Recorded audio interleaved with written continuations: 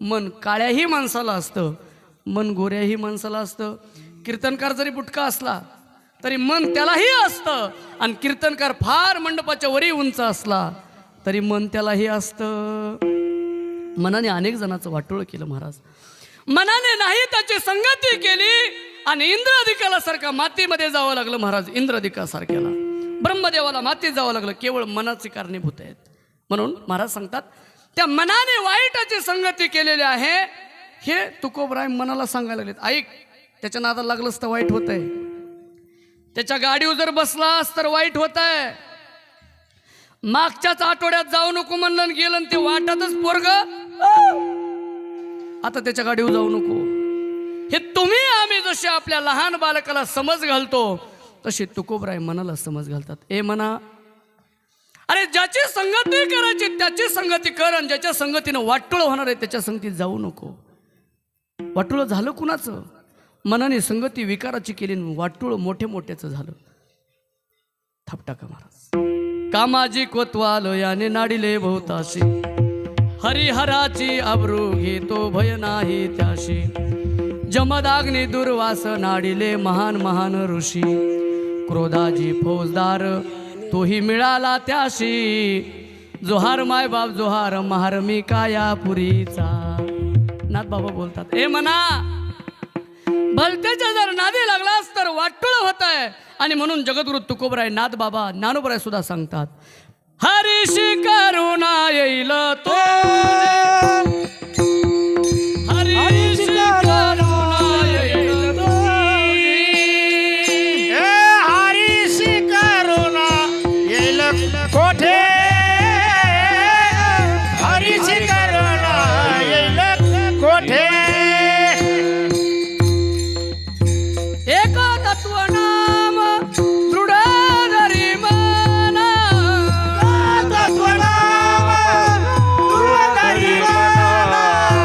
एक तत्व नाम दृढ धरी मना.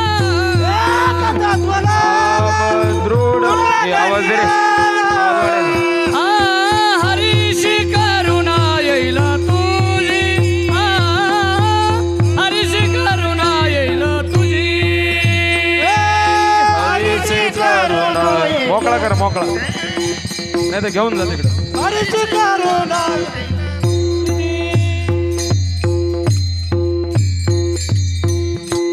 महाराज सांगतात, एकतत्व नाम दृढ धरी मना, हरीशी करुणा येईल तुझी. अरे मना, ज्यांनी ज्यांनी परमार्थामध्ये एक निष्ठा बाळगली त्यांचं कल्याण झालंय. कोण होती शबरी?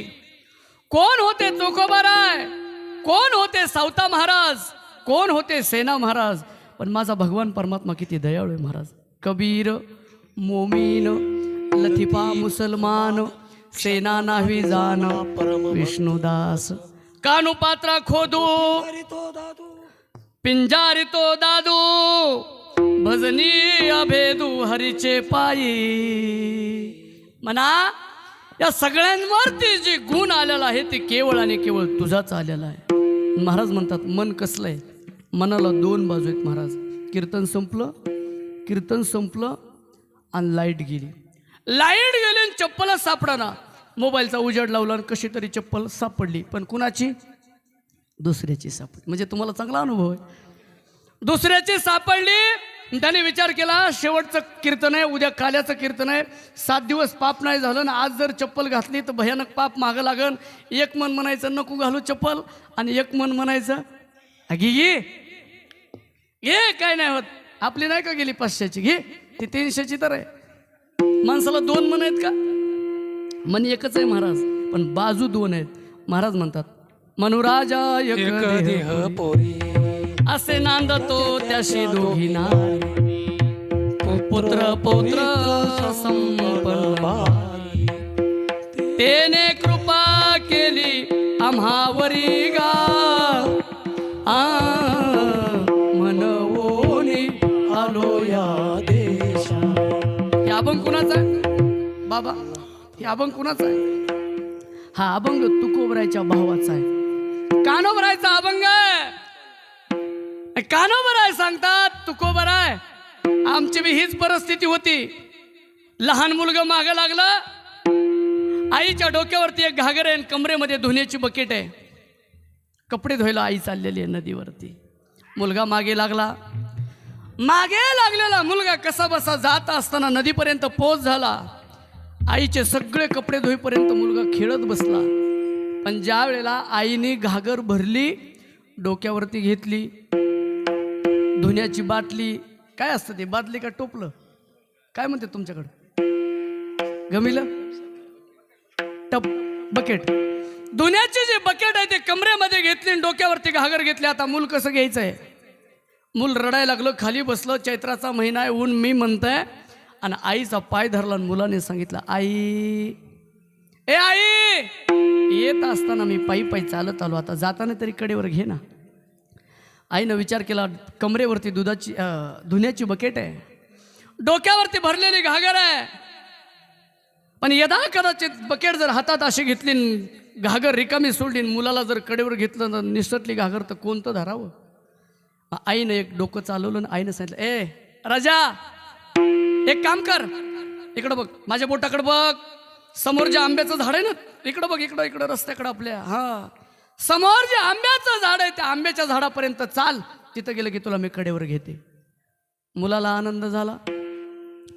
आनंदाच्या भरामध्ये तुरु तुरु तुरु तुरु तुरु मुलगा तो आईच्या पुढे आंब्याच्या झाडाखाली जाऊन उभा राहिला. आणि आई आंब्यापर्यंत पोहोचली की पुन्हा मुलाने आईचा पाय पकडा, सांगितलं, आई, आंब्याचं झाड आलेलं आहे, घे आता कडेवर. आईनं पुन्हा सांगितलं, राजा उठून उभं राहा बरं, वेडायस का थोडा? अरे हे आंब्याचं नाही. कोणत्या आंब्याचं? हे नाही म्हणलं तुला, याच्या पुढं जे आहे ते म्हणलं होतं. मुलाला आणखीन आनंद वाटला. दुसऱ्या आंब्याजवळ गेल्यावर आई कडेवर घेणार आहे. पुन्हा मुलगा त्या दुसऱ्या आंब्यापर्यंत गेला, पुन्हा आईचा पाय पकडला. आई, आईनं सांगितलं, खरंच वेडा आहेस तू. अरे सोन्याचा तुकडा आहेस माझा, आणि पण थोडा वेडा आहेस. मागचंही आंब्याचं झाड नाही, जिथं उभे आहोत तेही नाही, आपल्या दारातलं जे आंब्याचं झाड आहे ना तिथं जायचं आहे, मग तुला कडेवर घेणार आहे. योगायोगानं झालं काय महाराज, तिथपर्यंत मुलगा गेला महाराज. म्हणजे जगद्गुरु तुकोबरायचं मन कशानेच तयार नव्हतं महाराज, पण तुकोबराने मनाला काहीतरी लालूच लावखवली. आणि एकदा त्या मनानं ती लालूच स्वीकारली, पुन्हा देवाकडे गेलेलं मन परत घ्यायला तयार नाही महाराज. परत माघारी घेत नाही. लाचावले मन लागलीचे गोडी, हे जीवे न सोडी ऐसे जाय. आवाज द्या. हे जीवे न सोडी ऐसे जाय. लाचावले मन लागलीचे गोडे, परत माघारे घेत नाही, परत माघारे घेत नाही.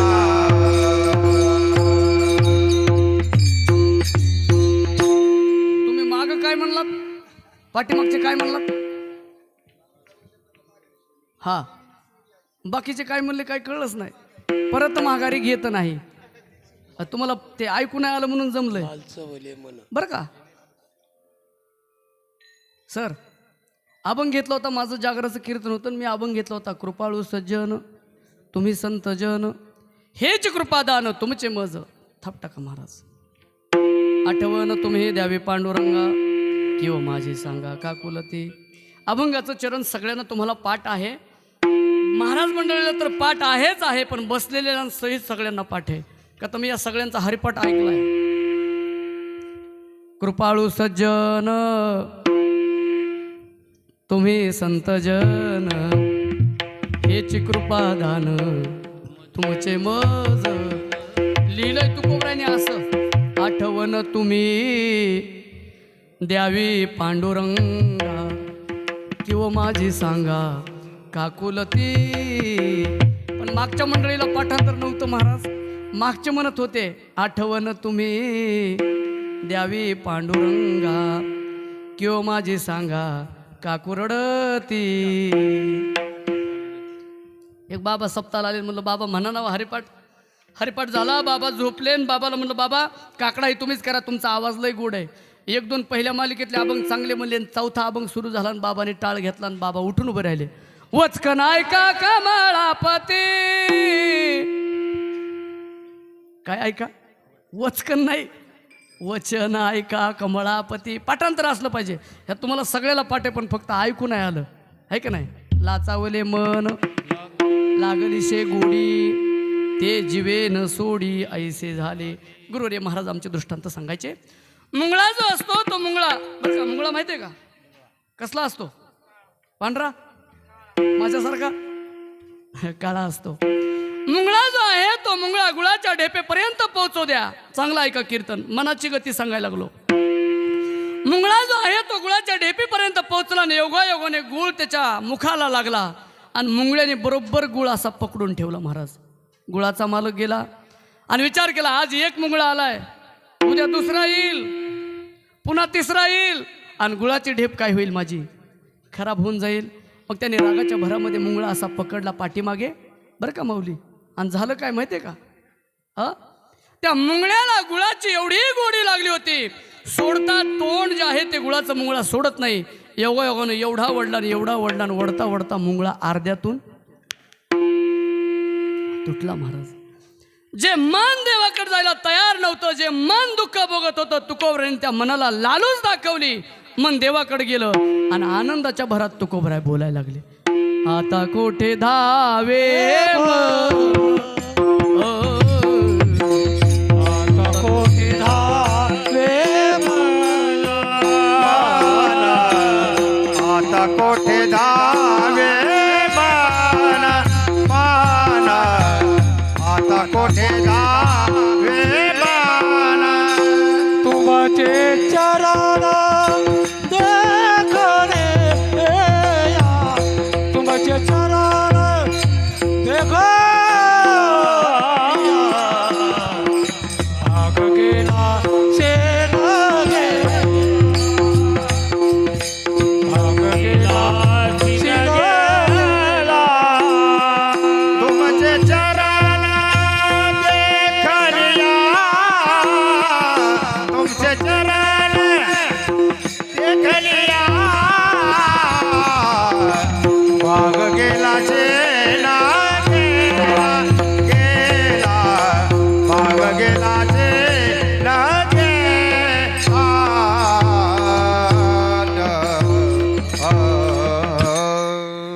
जे मन देवाकडे जात नाही, तुकोबरायचं मन देहासहित देवापर्यंत गेलं आणि देव बघितला या डोळ्याने. तुकोबरायला आनंद वाटला. बोलून गेले महाराज, आता कोठे धावे मन तुमचे चरण देखलिया, तुमचे चरण देखलिया, भाग गेला शीन गेला, भाग गेला शीन गेला. महाराज बोलतात, देवा आजपर्यंत जे जन्म आणि मृत्यू आणि देह भोगलेले आहेत, या सगळ्या देहाचा भागही गेला, सगळ्या दुःखाचा भागही गेला आणि सगळ्या दुःखाचा शिनही गेला. अवघा झाला. मायबाप खरं सांगू का, 57 वर्ष सप्ताह का केला? पत्रिकेवर टिपलेला लोकाला दाखवायसाठी बिलकुल नाही. आपल्या जीवनामध्ये यातून काय समाधान पदरात पडलं हे 57 वर्षे. चांगला ऐका. जगद्गुरु तुकोबराने सांगितलं, मी कधी लिहिलंच नाही, पण तरी सुद्धा अवघा झाला आनंद. हाती धरलेलं काम पूर्ण झालं, पण पूर्ण झालेल्या कामामध्ये पुन्हा तुकोबराला शंका आली आणि देवाला सांगितलं, भगवान या देहात मला काहीच पाहिजे नाही. जे करायचं नव्हतं ते घडलं, जे करायचं होतं ते बाजूला राहिलं. कसं तरी मन हळूहळू तयार केलं. एवढंही तयार झालेलं मन आणखीनही बाहेर जाऊ शकतं, म्हणून माझी प्रार्थना आहे.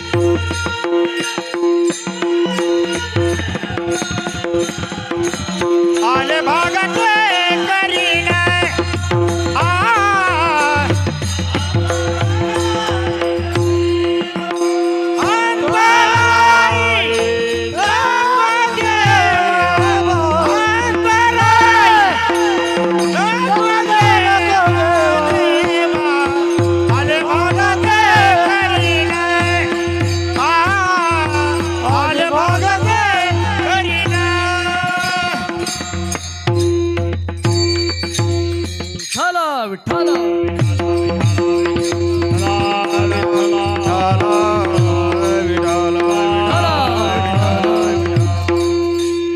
चाल गोड आहे.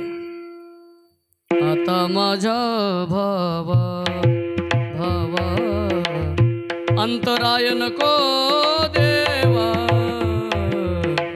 आले भागा ते करीतो. महाराज सांगतात जगद्गुरु तुकोबरा देवाला प्रार्थना करतात, भगवान अनेक भक्ताला अनेक वस्तू दिलेल्या आहेत आणि मलाही तुम्हाला काही वस्तू द्यायची ही माझ्या अंतकरणामध्ये मला जाणीव झालेली आहे. मनशी काही मागा हेची देगा पांडुरंगा. काय दे? एक तर या देहामध्ये आल्यानंतर परमार्थ करण्याची बुद्धी नव्हती. मन माझं परमार्थाकडे वळत नव्हतं, मन दान धर्माकडे वळत नव्हतं, मन वारकऱ्याकडे वळत नव्हतं. उलट जर वारकरी दारात आले तर वाणीतून पाप घडत होतं. असंग संग घडले अन्याय बहुत धर्म उपाय नकळे हित करावे ते काय. नाही बोलो आठवू ते नाही ऐकिले गायिले गीत. भगवान आजपर्यंत या बुद्धीला आणि या देहाला कसल्या प्रकारची साधना होत नव्हती आणि कसं तरी मन तयार केलेलं आहे. या मनाची पूर्ती करण्याचं काम भगवान तुमचं आहे आणि म्हणून जर द्यायचं जर असेल तर मी म्हणतो ते दिलं पाहिजे. आता माझ्या भावा अंतराय नको देवा. आता इथं भाव शब्द वापरलेला आहे तुकोबऱ्याने. आता माझ्या भावा. जगद्गुरु तुकोबऱ्याला किती भाऊ होते बाबा? महाराजांना 2 भाऊ होते आणि महाराज तिसरे होते. सावजी, कान्होबा आणि तुकोबाराय 3 भाऊ होते. मग या 3 भावाविषयी महाराजांनी शब्द वापरलाय का? आता माझ्या भावा. बरं, दुसरा भाव शब्द कुठं असतो? घ्या म्हणले वांगे, घ्या वांगे, 10 रुपये किलो वांगे. आता 10 रुपये हा वांग्याचा काय झाला? भाव झाला. मग हा तरी भाव आहे का इथं?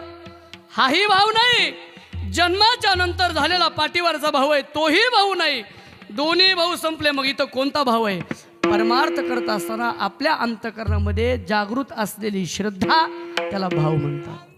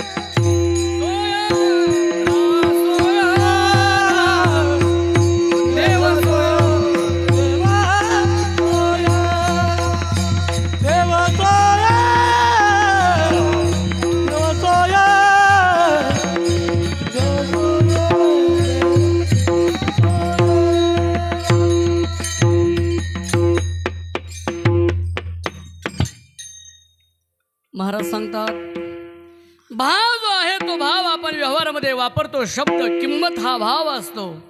हाही भाव इथे नाही. आपल्याला लहान मोठा भाऊ असतो तोही इथं भाव नाही. मग भाव शब्दाचा अर्थ काय आहे बाबांनी बरोबर प्रमाण दिलं. जगद्गुरु तुकोबराय अभंग गाथ्यामध्ये 5व्याच क्रमांकाचा हा अभंग आहे. थाप टाका. अंतरीची घेतो गोडी पाहे जोडी भावाची. भावाची जोडी म्हणजे आवळे जावळे नाही, सख्खे भाऊ बी नाही, चुलत भाऊ नाही, मावस भाऊ नाही, गुरु भाऊ नाही, आत्या भाऊ नाही, कोणताच भाऊ नाही. पाहे जोडी भावाची म्हणजे आपलं अंतकरण किती शुद्ध आहे हे भगवंत बघतात. देव प्रसन्न होण्यासाठी अंतकरण शुद्ध लागतं, अंतकरणामध्ये भाव लागतो. म्हणून जगद्गुरु तुकोबराय वासुदेवाच्या प्रकरणामध्ये बोलतात, देवाकारणे भाव तस्मात द्यावे न लगे फारसे वित्त, झाले एकचित्त तरी बहुत, एवढ्यासाठी नका करू आता हात गा. हरी राम कृष्ण वासुदेव जाणवित से जना, हातीची पळी टाळविना, मुखी घोष नारायणा गा. हरी राम काही न लगे एक भावाची कारण, काही न लगे एक भावाची कारण, काही न लगे एक भावाची कारण, काही न लगे एक भावाची कारण. तुका म्हणे आला विठोबाची, तुका म्हणे आला विठोबा, तुका म्हणे आला विठोबा. बाबांनो झालंय माझं कीर्तन. 10:49 झालेत. 11च्या पुढं माईच्याने जाणार नाही. आणि जर तुम्ही म्हणलात 1001 रुपये देतात तर मग काही अडचण नाही. बाकीचे म्हणते नाही का टाळ घेऊन जावा बुवाकडं. ऐका, जगद्गुरु तुकोबराय सांगतात बाबांनो, परमार्थ करण्यासाठी आणि परमात्मा मिळवण्यासाठी आपल्या अंतकरणाची शुद्धी लागते. संतांनी ही केवढी परंपरा तुमच्या माझ्यासाठी जिवंत ठेवलेली आहे. सद्गुरू भगवान बाबावरती केवढं दुःख संकट आलं महाराज, पण तरी सुद्धा भगवान बाबांनी परमार्थ सोडला नाही. उलट परमार्थाची वाढ केली आणि एवढं मोठा भव्य दिव्य या जगातला सोहळा आपल्या समोर जिवंत ठेवला. सद्गुरू वामनभाऊ महाराजांवरती केवढे दुःखाचे प्रसंग आले आणि केवढे सुखाचे प्रसंग आले, तरी सुद्धा परमार्थ सोडला नाही. मग परमार्थ करत असताना, देव प्रसन्न करत असताना काय लागतं? ती लागते ती परमार्थातली साधना लागते. महाराज बोलतात, भावे गावे गीत शुद्ध करोन्या चित्त, तुझं व्हावा आहे देव तरी हा सुलभ उपाय. असा सोपा उपाय संत महात्म्याने तुमच्या माझ्यासमोर ठेवला. आणि मग जो भाव उत्पन्न झाला तो भाव कधी अभाव होऊ शकतो. बऱ्याच वेळेला परमार्थामध्ये आलेले लोक बऱ्याच वेळा परमार्थातून माघारी गेलीत. महाराज चांगला ऐका, बऱ्याच वेळेला गाथा ज्ञानेश्वरी रामायण कंठस्थ असणारी लोक परमार्थामध्ये फोकसला आले, पण जीवन जगत असताना काही गोष्टी करत असताना जीवन व्यर्थ जागेवर गेलं आणि परमार्थातून रिवर्स घेर टाकावं लागला. महाराज तुकोबराच्या ध्यानात होतं, भल्या भल्याची माती देवाजवळ जाऊन सुद्धा माघारी यावं लागलेलं आहे. आपली काय कथा आहे. आणि मग तुकोबराय जाणीवपूर्वक देवाला सांगतात, देवा उपजला भाव तुमचे कृपी सिद्धी जाव. हा जो भाव आहे अंतकरणात तो उपजलेला आहे, तुमच्यामुळे आलेला आहे. आणि हे जर अर्ध्यात राहिलं तर पुन्हा आणखीन लोक हसल्याशिवाय राहणार नाही. आणि म्हणून माझी विनंती आहे, आता माझ्या भावा अंतराय नको देवा. आता जो भाव उत्पन्न झालेला आहे हाच भाव शेवटपर्यंत तुमच्या चरणाजवळ मला जागा मिळाली पाहिजे. आणि जर हा माझा भाव बदलला आणि देवा तुमच्यात आणि माझ्यात जर अंतर राहिलं तर एवढा मोठा परमार्थ करून सुद्धा या देहाचा काहीच उपयोग. आपण आसा वेजवरी आपण आसा वेजवळे आपण आसा वेजवळे आपण आसा.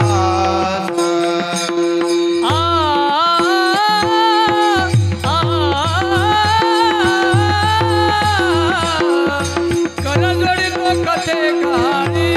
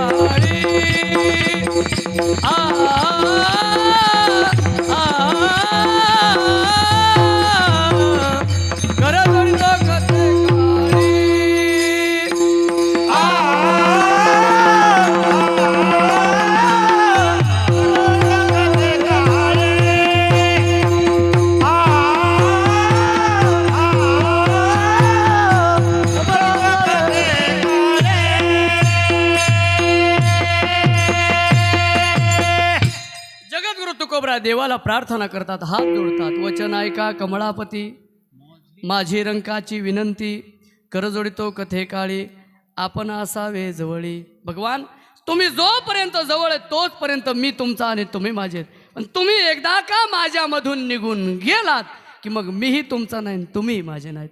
तैसा हृदयामध्ये मी रामू, असता सर्व सुखाचा आरामू, की भ्रांताशी कामू विषयावरी. देव जोपर्यंत आपल्या जवळ आहे तोचपर्यंत आपलं जीवन आहे महाराज, आणि एकदा याच्यातला राम निघून गेला की मग आपलं याच्याशी काहीच काम नाही महाराज. आणि म्हणून तुकोबराय सांगतात, आता माझ्या भावा अंतराय नको देवा. गोकुळामध्ये गवळण ज्या वेळेला रासलीला भगवान खेळत होते, झालंय आपलं कीर्तन. का आता आजच्या विषयाची आणि उद्याच्या विषयाची भेट घालून द्यावी लागते. आजचं काही काल्याचं कीर्तन नाही, पण उद्याच्या विषयाच्या आजच्या विषयाला भेट घालून द्यावीची असते, ही परंपरा आहे. गोकुळामध्ये भगवान परमात्मा ज्या वेळेला रासलीला गवळणी बरोबर खेळायला लागले त्यावेळेला भगवंताला पत्न्या होत्या 16,108 बायका होत्या. पण थापटाका रासलीला खेळत असताना भगवंताचं सगळ्यात जास्त प्रेम, प्रेम माझ्याकडे बघ मांडी घाल. रासलीला खेळत असताना भगवंताचं सगळ्यात जास्त प्रेम कोणावर होतं? काय म्हणला? हे म्हणतोय 10वीच्या वर्गावर. कोणावर प्रेम होतं? लेकरू चांगल्या घरचं बरं का. काय नाव आहे तुझं? गोविंद, रोहित, आडनाव येतो का आमच्यासोबत? हे आमचे सांगळेच आहेत 2 चिन्ह. हा अरे आपण पाहुणेच आहेत ना, नाही काय म्हणतो? रोहित सांगळे हुशार मुलगा आहे. 16,108 बायकांपैकी भगवान परमात्म्याचं सगळ्यात जास्त प्रेम कुणावर होतं? तिचं नाव राधा आहे महाराज. पण 16,108 बायका बरोबर रासलीला करत असताना 16,107 बायकाचा त्याग केला आणि भगवंत एकीच्याच नादी लागले रासलीले. तिचं नाव राधा.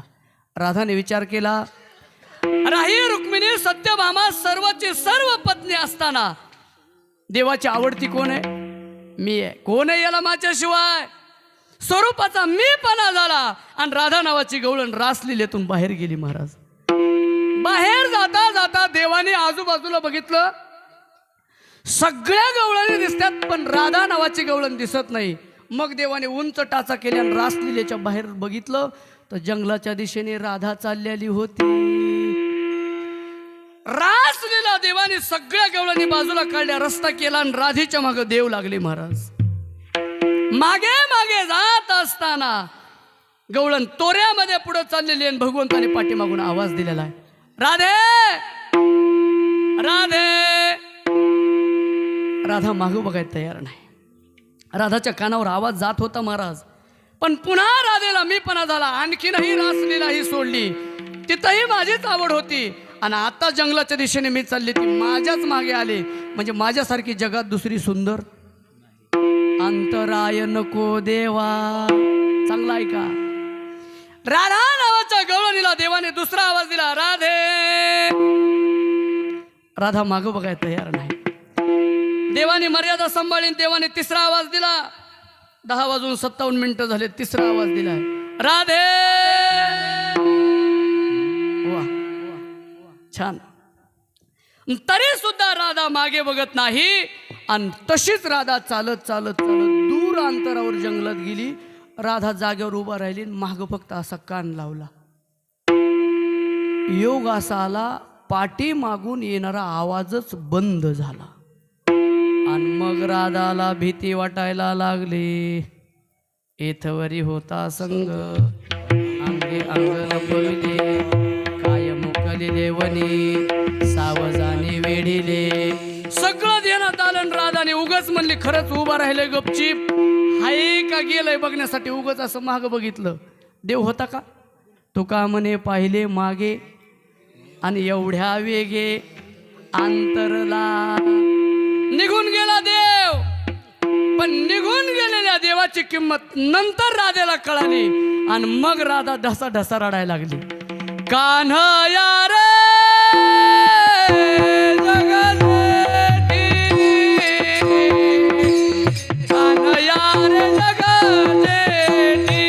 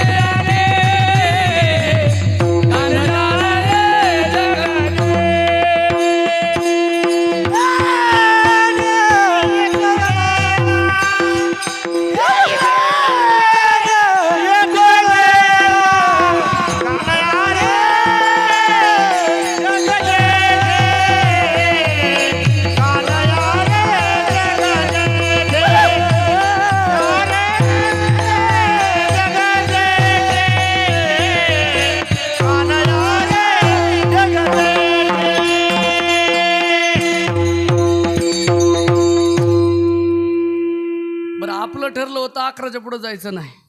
11 वाजून 1 मिनिटं झालाय. काय करायचंय? चलू द्या, हे आणतील ना मला. हा, जगद्गुरु तुकोबर आहे.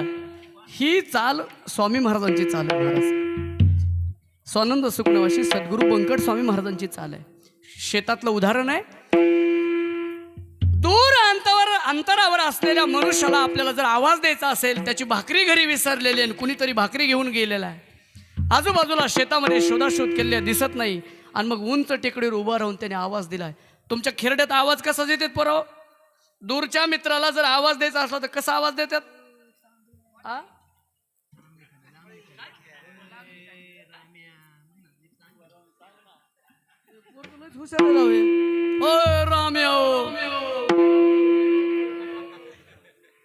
बरोबर आहे.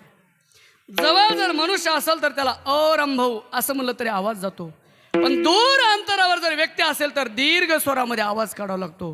ही स्वामी महाराजांची चाल आहे. अभंगही तसाच आहे आणि हाक देवाला मारलेले आहे. जिथं देव असेल तिथपर्यंत आवाज त्या भक्ताचा गेला पाहिजे. त्याला चालही तशीच लावायची असते.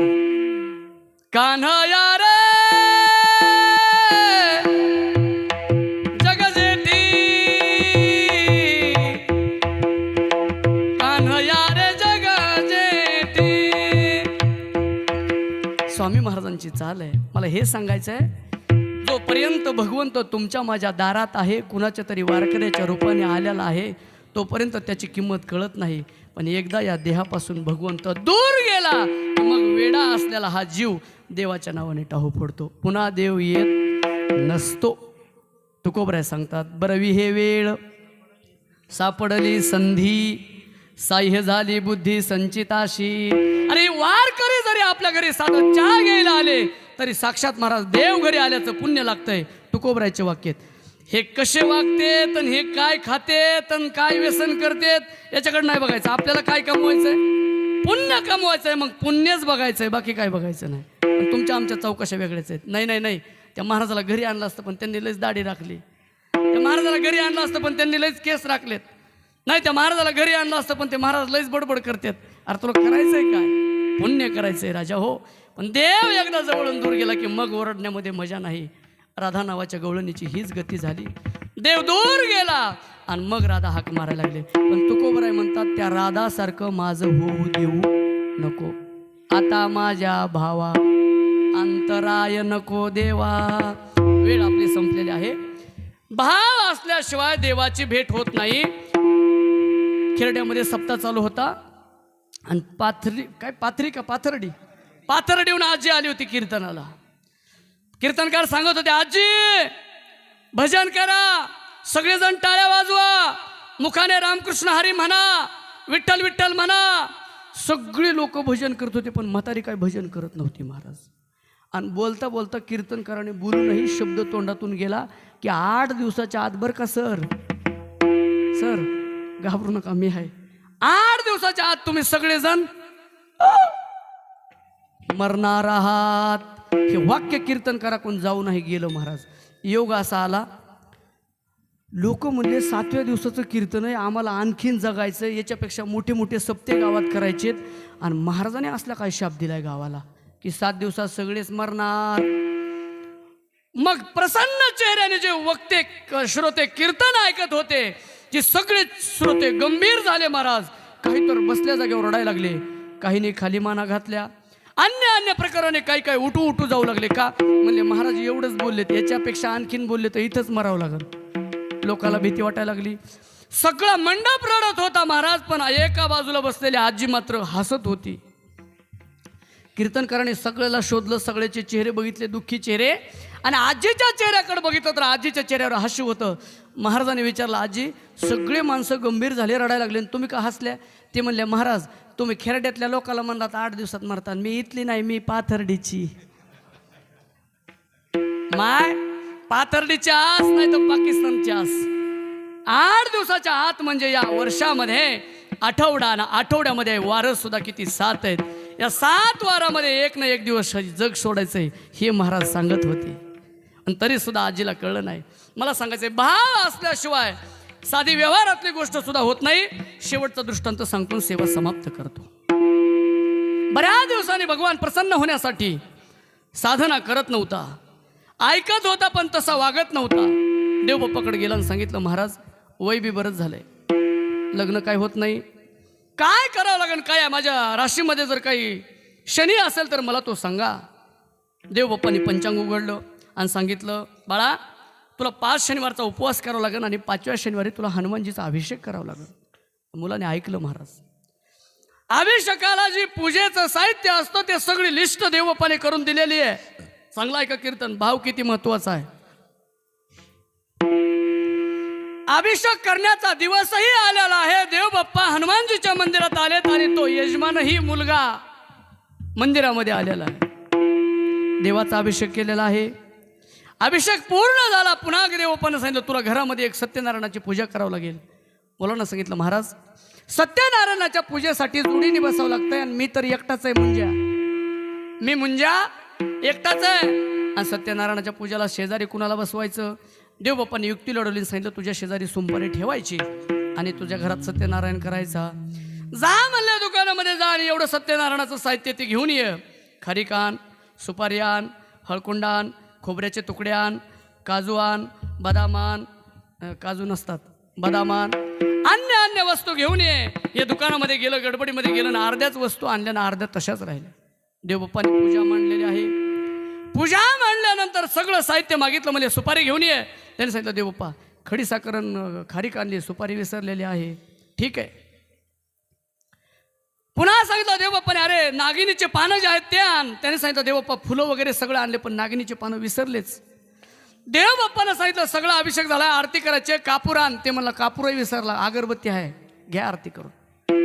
देवबाप्पा हात जोडतो, म्हणला ज्या ज्या वस्तू नाहीत त्या त्या घ्या भागवून. योग असा होता, योगायोगाने सत्यनारायणाची पूजा देवबाप्पाने आहे तशी भागवून घेतली आणि देवानं दिलेला आशीर्वाद खरा ठरला. महाराज आशीर्वाद खरा झाला. मुलगी आणि स्थळ त्या मुलाला सगळं तयार झालेलं आहे. लग्नाची तिथी काढलेली आहे, मंडप दिलेला आहे, पाहुण्यांना निमंत्रण दिलेलं आहे आणि मंडप गच्च भरलेला आहे. महाराज तेच देवबाप्पा जे अभिषेकाला आणि सत्यनारायणाला होते. स्टेजवरती देवबाप्पा आले, लग्नाचा वेळ झालेला होता, अक्षदा आले म्हणून विचारलं. हातामध्ये माईक घेतला आणि देवबाप्पाने जोरात पुकारायला सुरुवात केली. नवरदेवाचे मामा, नवरदेवाचे मामा यांनी लवकरात लवकर नवरदेवाला स्टेजवरती घेऊन या. आता हेही कधी कुणाच्या लग्नाला गेलं नव्हतं. मामाही तसा सुपीक डोक्याचा होता. मामाला कळलंच नाही नवरदेव एकटा आणावा लागतो का नवरा नवरी सोबत आणावं लागतात. नवरदेव मंडपाच्या दारात आला, पाठीमागे मामा उभे राहिले आणि एकट्याच नवरदेवाला घेऊन मामा बहुल्यावरती आले. महाराज स्टेजवरती आले आणि स्टेजच्या पायऱ्या चढत असताना देवबाप्पाने डोळे झाकले आणि डोळे झाकल्यानंतर नवरदेव तसाच पुढं पुढं आला ना आला ते चौरंगावरती उभा राहिला. आंतरपाठ धरला आणि आंतरपाठ धरलं की देवबाप्पाने डोळे झाकले आणि बोलायला सुरुवात केली. स्वस्ती श्री गणनायकं गजमुखं. देवाच्या जवळ गेला म्हणला, देवबाप्पा अहो नवरी नाही आली. देवबाप्पा थांबा थोडं, नवरी येऊ द्या. देवबाप्पाने नाही ऐकल्यासारखं केलं आणि देवबाप्पाने दुसरी सुरुवात केली. राजा भीमक रुक्मिणी सनयनी देखो चिंता करी. आणि पुन्हा खुणवलं, देवबाप्पा नवरी आलेली नाही. गंगा सिंधू सरस्वती ती यमुना. ओ देवा, आता का नरड दाबू का तुमचं? नवरी आली नाही एकट्याच लग्न लावता का? पुन्हा देवबाप्पाने नाही ऐकल्यासारखं केलं आणि देवबाप्पानं चौथी सुरुवात केली. महाराज विश्वामित्र वशिष्ठ सर्वही ऋषी आले सीता स्वयंवरा. बर का मेजर साहेब, खेरड्यामध्ये इथून पुढं देवबाप्पाने यायला उशीर केला तर सरळ पुरुषोत्तम महाराजाला फोन करायचा. आपल्याला लग्न बी लावता येते, नड नाही. पुन्हा देवबाप्पाला याने सावध केलं. मला देवा तुमच्या गोळ्या संपल्यात का हो? काय चाललंय, काय किती लोक आहेत आणि एवढ्यात तुम्ही एकट्याचं लग्न लावता? देवाने 5वी बी सुरुवात केली. आता सावध सावधान समयो साधा समीपी असे वागवा दान करा फलार्ध घटिका संपूर्ण आली असे. वाजंत्र्याला सावधान केलं. या राजाला एवढा राग आला, तळपायाच्या आग मस्तकाला गेली. म्हणला, ओ देवा, अहो झालंय तरी काय तुम्हाला, मी मगापासून थांबा म्हणतो ना. मग देवाने डोळे उघडले आणि त्याच्याकडे बघितलं आणि त्याला म्हणले, घी भागून. लय उशिरा लाईटी लागले. सत्यनारायणाची पूजा करत असताना तू जसं मला घे भागून म्हणलास, आता तुझ्या प्रपंचासाठी सुद्धा तू घी भागून जमतं का महाराज? आता माझ्या भावा, जर व्यवहारामध्ये भाव असल्याशिवाय काम पूर्ण होत नाही तर परमार्थ काय, बाजारच्या काय, हे काय महाराज, भाजीपाला आहे का? नाही महाराज. आणि म्हणून महाराज सांगतात, आता माझ्या भावा अंतराय नको देवा. मग तू देवा याच्यानंतर मला कसलंही सुख दिलं आणि कसलंही दुःख दिलं तरी मात्र आता परमार्थ सोडणार नाही. येथोनिया नुठो माथा मरणा वाचोनी सर्वथा. आहे का नाही? तुकोबराय सांगतात, आले भागा ते करीतो तुझे नाम उच्चारितो विठोबा रखुमाई.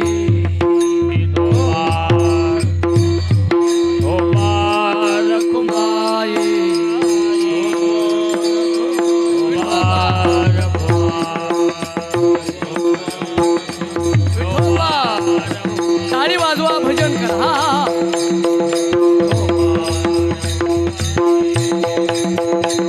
विठोबा रखुमाई. हा विठोबा रखुमाई. विठोबा रखुमाई. विठोबा रखुमाई. विठोबा रखुमाई.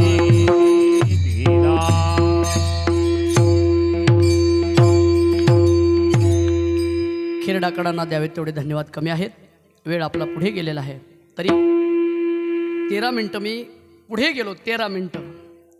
पुन्हा एकदा सर्वांची माफी मागतो. ही जागराची सेवा आहे. 7 दिवस या मंडपामध्ये ज्यांनी सेवा केलेली आहे, 7 दिवस ज्यांनी अन्नदान केलेलं आहे, 7 दिवस विण्याचा पहरा केलेला आहे, 7 दिवस मृदंग वाजवण्याची सेवा केलेली आहे, 7 दिवस गायनाची सेवा केलेली आहे, 7 दिवस 7 खोडीचे महाराज सांभाळण्याचं ज्यांनी काम केलेलं आहे, असे आमचे साऊंड सर्व्हिसवाले सर्वांचा आभार आजच्या कीर्तनकारांनी मानायचं असतं. आणि म्हणून माईबाप, या मंडपामध्ये कीर्तनकाराला जेवढं पुण्य लागतं तेवढंच पुण्य या मंडपात झाडणाराला सुद्धा लागतं. कीर्तनकारांनी लय मोठ्यापणात जायची गरज नाही. झाडून काढलेल्या व्यक्तीला जे पुण्य इथं मिळतं तेच पुण्य कीर्तनकाराला सुद्धा मिळतं. आणि म्हणून असा असणारा हा धर्ममंडप. आणि या धर्ममंडपामध्ये सर्व वाचणारे भाविभक्त, खेरडाकर मंडळी, आदी करून परिसरातील आलेले सर्व भाविभक्त, आमचे चोपदार महाराज. कोणतं गाव आहे? चलायचं का? चला, लय मजा असते. आमच्या मेजर साहेबाची पंगत होती आज. काय काय ताटात वाढला, आता काय सांगायचंय तुम्हाला? हा चला, चला लगच म्हणते. अहो चला की, नाव घेऊ का एक तुमचं? मग येता चलायचं का? तुका म्हणे भोळा आणि जिंकू जाणे.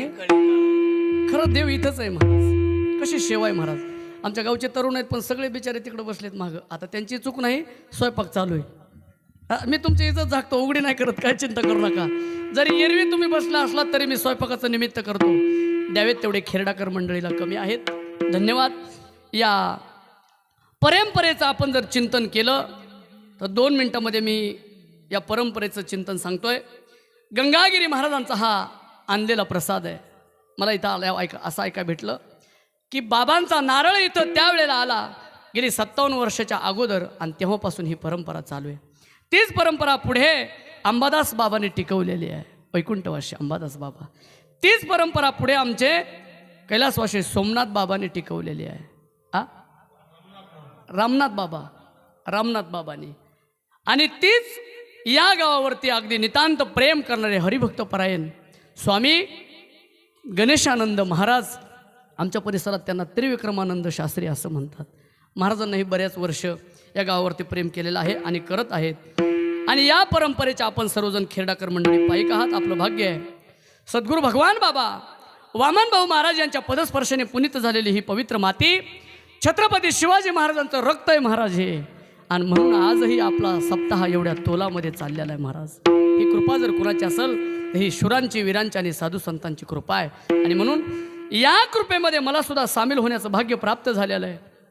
गेली 8-9 महिन्यापूर्वी आमचे असणारे आपल्या सर्वांचे परिचित, ज्यांचं आज संध्याकाळचं अन्नदान झालेलं आहे, असे आमचे मेजर साहेब आमच्या परिसरामध्ये कीर्तनासाठी आले. 2 तास समोर बसून त्यांनी कीर्तन ऐकलं. त्यांच्याबरोबर आमचे हरिभक्तपरायण राजेंद्रजी सर आहेत. त्यानंतर आमचे मल्हारीजी टकले, बरं का, आडनावासारखंच झालं आहे पण सगळं विनोदाचा भाग आहे बरं का. आमचे मल्हारी दादा टकले आणि सर्व ग्रामस्थ मंडळी खिरडेकर आमचे सर होते बरं का. या कीर्तनासाठी आमच्या परिसरामध्ये सर होते. मी सरांना उपमा दिली, सर तुम्ही ब्रह्म आहेत. तुमच्या मनात काही असू द्या, चांगलं असू द्या, वाईट असू द्या, पण आमच्या मनात जे ते आम्ही सांगायला लागलात. सरला आम्ही ब्रह्म म्हणलं बरं का. मेजर साहेबाला विष्णू म्हणलं आम्ही, आणि आमच्या टकले महाराजाला महेश म्हणलं. महेश, ब्रह्म, विष्णू आणि महेश या 3 मूर्त्या आमच्या परिसरामध्ये आल्या. समोर बसून त्यांनी माझं कीर्तन ऐकलं आणि त्यांनी सांगितलं, महाराज अमुक अमुक वेळेला आमचा सप्ताह असतो, 1 तारीख तुम्ही जर दिली तर बरं होईल. हा काही वशिला बिशिला नाही बरं का, हा वशिला नाही, हे संप्रदायातलं प्रेम आहे महाराज. असं समजू नका की त्यांच्या पंक्ती दिवशी आग्रह करून एवढ्या दूरचे महाराज का बोलवले. त्यांचे पाहुणे तर नसतील. परमार्थामध्ये नात्यागोत्याचा विषय नसतो. परमार्थामध्ये पाहुणे ते असतात जे भगवंताचं भजन करतात. तुकोबऱ्या बोलतात, ते माझे सोयरे सज्जन सांगाती, पाय आठविती विठोबाचे. आणि या 3 जणांनी येऊन सेवा ऐकली आणि सहज इथं आम्हाला पाचारण केलं. सेवके करावे सांगितले काम. 9 ते 11 पत्रिकेवर लिहून सुद्धा काही वेळ पुढे गेलो. त्याबद्दल पुन्हा एकदा सर्व महाराज मंडळी, गुणीजन गायक मंडळी, याही बाजूचे सर्व महाराज मंडळी, गावातील भजनी मंडळी, आमचे विनेकरी बाबा म्हणले, मेजर साहेब जेवायला काय म्हणले, आहे का नाही. आणि ते मी महाराजासंग जेवणार आहे म्हणले. मी एकटा जेवणार नाही बाहेर पंक्तीला. मेजर साहेबांनी विचारलं, असं का बोलता. ते म्हणले, नाही म्हणले, महाराजाला जरा शेल्क असते. पण विनेकरी बाबा सुद्धा एवढं वय होऊन विना